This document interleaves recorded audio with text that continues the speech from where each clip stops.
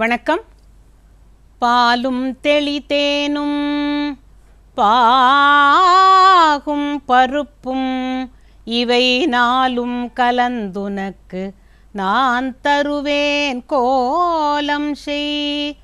துங்கக் கரிமுகத்து தூமணியே நீ எனக்கு சங்கத்தமிழ் மூன்றும் தா. இந்த அருமையான பாடல் ஔவையாரோடது.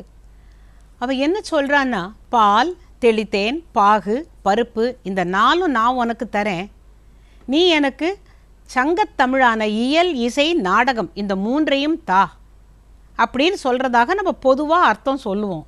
ஆனால் நீங்கள் உண்மையில் பார்த்தீங்கன்னா ஔவையார் யார்? ஒரு பெண்ணு.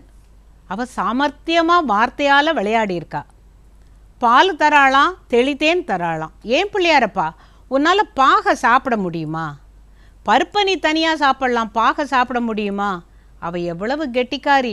நல்ல பாகு வச்சு வெல்லத்தை அதில் நிலக்கடலையை போட்டு நல்லா உருண்டையாக உருட்டி அதோ அதைத்தான் சொல்லியிருக்கா. அப்போ என்ன கொடுக்குறா? பால், தெளித்தேன், உருண்டை தானே.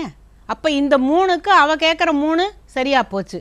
நீ என்னமோ நினச்சிட்ருக்க, 4 கேட்குறேன், அவள் 4 கொடுக்குறா, நான் 3 தான் திருப்பி கொடுக்குறேன்னு. அதுதான் இல்லை பிள்ளையாரப்பா.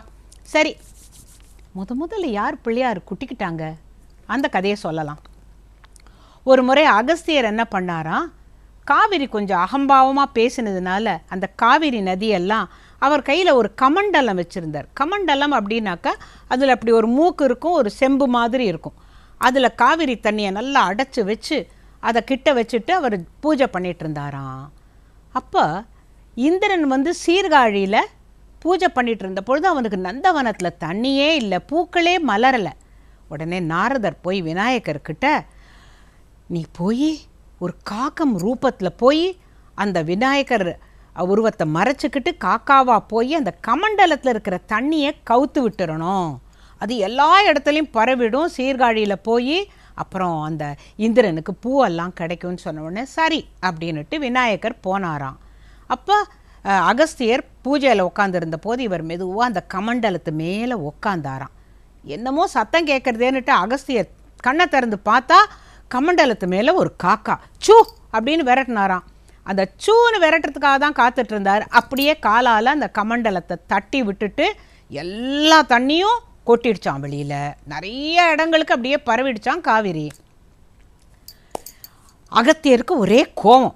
என்ன பண்ணாராம், யாராது அப்படின்னு சொல்லிட்டு அவர் பார்க்கும்போது அந்த காக்கா உருவம் மாதிரி ஒரு குட்டி பையன் வேகமாக ஓடிட்டு இருந்தானாம். இவரும் பின்னாலேயே ஓடுறாரு. முன்னால் போகிற பையனும் குண்டு பையன், இவரும் குண்டாக இருப்பார், இவரும் குள்ளமாக இருப்பார், அவரும் குள்ளமாக இருப்பார். 2 பேரும் போய் கடைசியில் போய் அந்த பையனை பிடிச்சி குற்றத்துக்கு இப்படி கையை ஓங்கினாராம். அப்போ தன்னுடைய சுயரூபத்தை விநாயகர் காட்டினாராம். சுவாமி, நான் உங்களையா குற்றத்துக்கு கை ஓங்கிட்டேன், தப்பு தப்புன்னு சொல்லிட்டு என்ன பண்ணாராம், அவர் வந்து மூலிகை வைத்தியர், அகத்தியர் வந்து சித்த வைத்தியம் தெரிஞ்சவர், அவருக்கு தெரியாதா இப்படிப்பட்ட ஒரு ஞானம் இல்லாமல் நான் எப்படி இருந்தேன்? இந்த இடத்துல நரம்புகள்லாம் சேர்ந்த ஒரு கூட்டம் இருக்குது, இந்த இடத்துல நம்ம இப்படி மெதுவாக ஒரு 6-7 தரம் குட்டிக்கிட்டோம்னாக்க உடம்பு பூரா அதிர்வலைகள் வந்து நல்ல தெளிவாகும் அப்படிங்கிறதுக்காக அந்த விநாயகரை குற்றத்துக்காக கொண்டு வந்த கையை கொண்டு வந்து இங்கே அப்படின்னு குட்டிக்கிட்டாராம். அவர் அன்னைக்கு குட்டிக்கிட்ட பொழுது பிள்ளையார் சொன்னாராம், எனக்காக இப்படி நெற்றியில் குட்டிக்கொள்பவர்கள் யாராக இருந்தாலும் அவர்களுக்கு திருவும் செல்வமும் ஞானமும் நான் அருள்வேன்னு சொன்னாராம். அன்னைக்கு அவர் சொன்ன சொல்லு இன்னி வரைக்கும் நாமளும் என்ன பண்ணுறோம், பிள்ளையாரப்பா அப்படின்னு எங்கே பிள்ளையாரை பார்த்தாலும் இங்கே குட்டிக்கிறோம், தோப்பு கர்ணம் போடுறோம். புரியுதா?